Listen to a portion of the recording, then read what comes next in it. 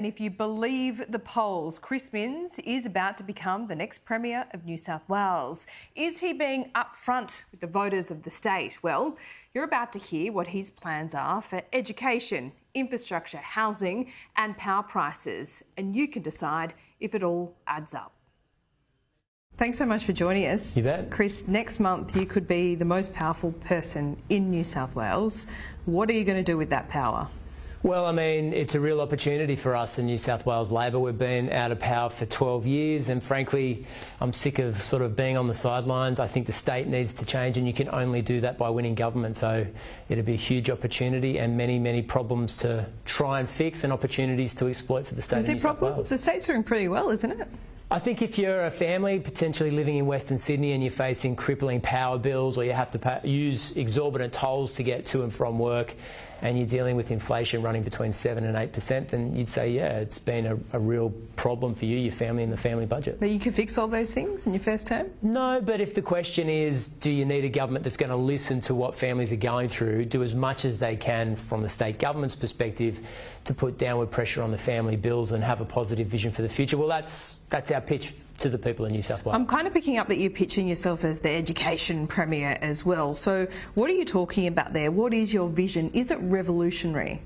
I mean, at the end of the day, there's no substitute for a teacher in a New South Wales public school classroom. I mean, there's been enormous advances when it comes to technology, but the thing that has been the international experience is that the spark of innovation that a teacher has at the front of a classroom that can get a kid interested in Shakespeare or solving complicated math problems or engineering solutions, or even opening up an opportunity to a new career that a young person never knew that they were interested in, can't be replaced. And we know that only one in five teachers think they'll be in the profession at the end of their working life. We've got to do something about the teacher crisis. Okay, but paying teachers more isn't necessarily reform. Throwing money at schools hasn't worked. You just got to look at Gonski. So what is the big plan?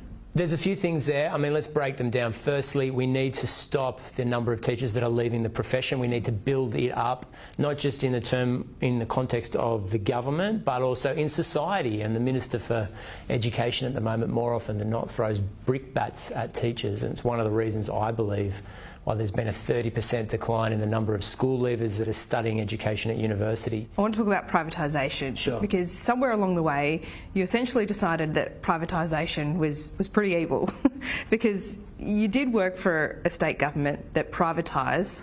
So when did you switch? When was this moment that you decided that, no, it's not a good idea? You know, if you look at my first speeches to Parliament 8 years ago, the first thing I said is I don't understand the New South Wales government's obsession with privatisation, particularly in relation to energy utilities.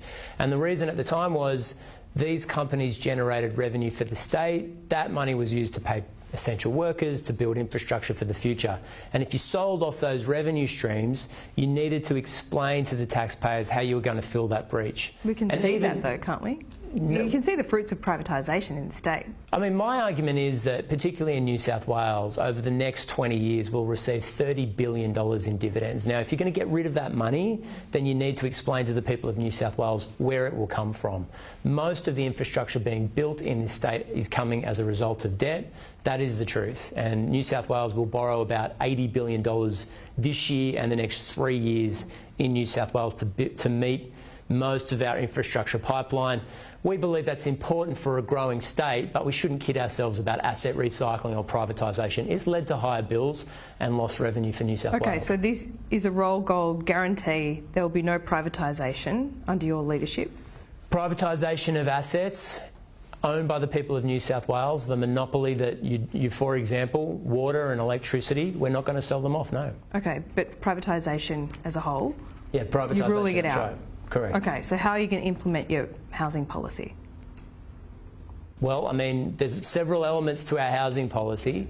Part of it will be ensuring that the Greater Cities Commission can rebalance where people live in New South Wales. We're seeing a massive explosion, for example, in communities in Western Sydney, often kilometres from jobs and employment opportunities, not closer to the CBD. So the biggest thing we can do when it comes to ensuring that people have access to housing and that there is a constant supply, so we can keep young people in the market in Sydney and the regions, is to make sure that there's a supply of affordable housing.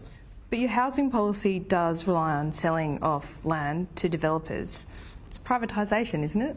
No, it doesn't. No, we'll certainly look at land owned by the people of New South Wales to make sure that there's opportunities for growth and housing in particular, but there's a role currently in New South Wales. It's at the moment run by Landcom, owned by the New South Wales government.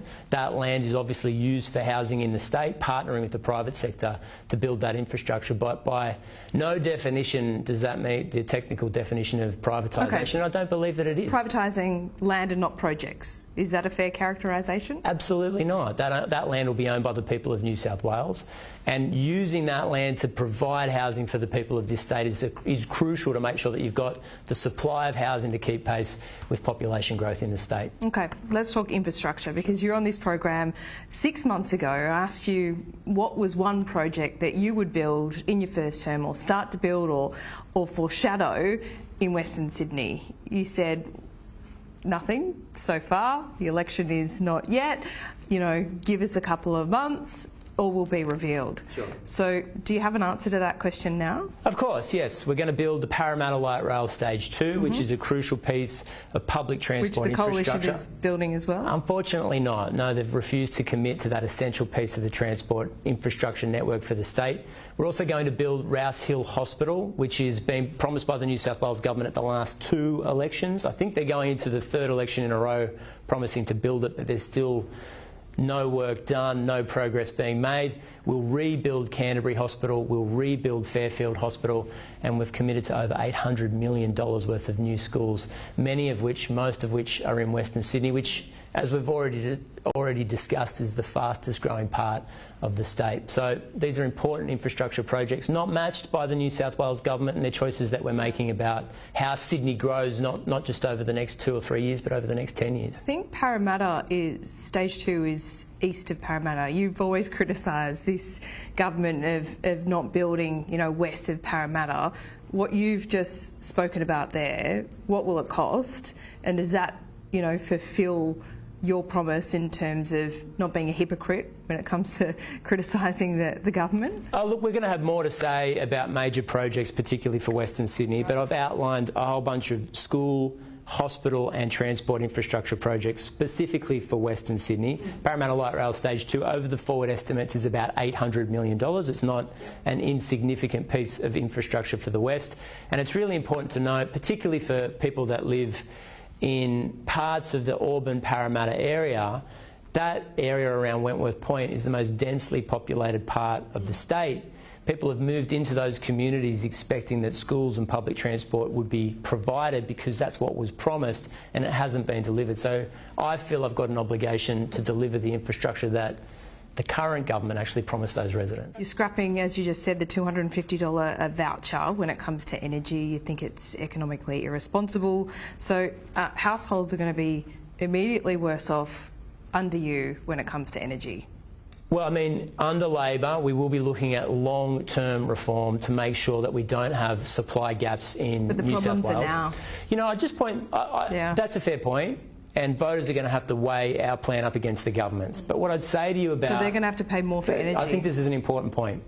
What I would say to them is that what Mr Perrottet doesn't reveal is that it costs $500 million to do that website handout.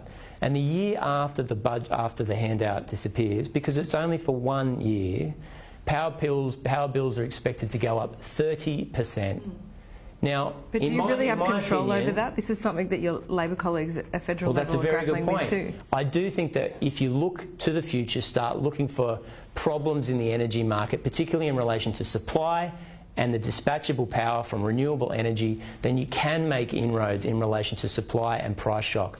But it does require long-term thinking. Now, that's what we're pitching. We're pitching a corporation that looks to the future for reliable energy. The New South Wales government's giving a 1-year handout, and the year after that handout disappears, prices will spike by 30%. All right, so how much will your policy bring down power prices by, and when? Yeah, it's not possible to make that prediction right now. But ballpark, like, is it going to be more than $250 over 3 years? Well, I'm going to be honest with the people of New South Wales and say that the benefits of this policy will be felt 6 and 7 years down the line, and it's not possible for me to explain. 7 years, they're going to have to wait. It's important that I get this out. Okay. To make sure that you've got firming power, particularly in relation to pumped hydro, those projects take a lot of time. And so a government that's looking down the runway and saying, we don't want a repeat of the problems that we're facing right now in 5 to 7 years' time is exactly what you'll get from New South Wales Labor. Part of the reason why power prices are spiking right now is the work was not done 5 years ago. The government believed that the constant reliable supply of energy would exist forever, and as a result I think we're in a hole at the moment. So yes, we're going to the election saying we've got a long-term plan for energy. We believe that will benefit the grid over time, and the government's giving you a handout, but just for 1 year. But a lot of your voters are struggling right now. Are you just saying to them today that they're going to have to wait several years, maybe into your second term, before they see real changes? No, I think a lot of voters would say, you know what, Labor's come to the table being honest about energy policy. Yeah. They're looking down the runway. And is that the honesty, that it's going to take several years? I'm just going to try and get this out. They're going to look at it and say, Labor's got an honest policy when it comes to energy. They're looking down the runway to make sure that we don't have these problems over and over again. But I like their policy in relation to tolls. A $60 cap to make sure that I don't pay exorbitant tolls to private toll road companies that shouldn't have been privatised in the first place. Do you really think it's reasonable to say your toll relief plan makes up for the cost of living when it comes to energy,